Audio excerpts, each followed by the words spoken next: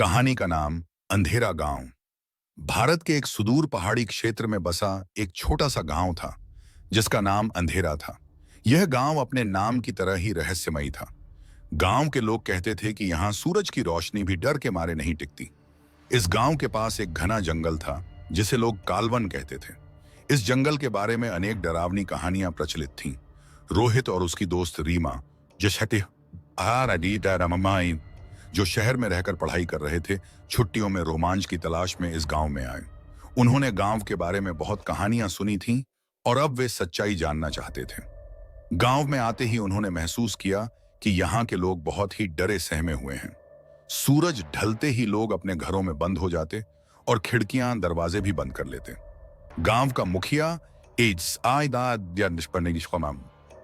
एक बुजुर्ग व्यक्ति रोहित और रीमा को जंगल के पास न जाने की चेतावनी देता है, लेकिन रोमांच की तलाश में दोनों चेतावनी को नजरअंदाज कर देते हैं। एक रात, चांदनी रात में रोहित और रीमा जंगल की ओर निकलते हैं।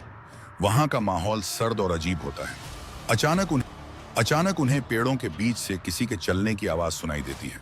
जब वे मुड़कर देखते हैं तो उन्हें एक परछाई दिखाई देती है। वह परछाई धीरे धीरे उनके करीब आने लगती है। वे डर के मारे भागने लगते हैं। एक बार देते हैं, लेकिन जंगल का रास्ता खत्म ही नहीं होता। जंगल के बीच में उन्हें एक टूटी फूटी हवेली दिखाई देती है। हवेली के अंदर अजीब सी गंध और अंधेरा होता है। वहां की दीवारों पर खून से कुछ अज्ञात लिपि में लिखा हुआ होता है। तभी उन्हें एक जोरदार चीख सुनाई देती है और एक डरावनी आकृति उनके सामने आ जाती है। वह आकृति गांव के ही एक पुराने साधु की होती है, जिसकी कहानी गांव वाले बताया करते थे। बचते बचाते रोहित और रीमा गांव लौटते हैं। वहां उन्हें मुखिया बताता है कि यह जंगल और हवेली एक शापित भूमि है। वहां कभी बलि प्रथा के दौरान एक साधु को क्रूरता से मार दिया गया था।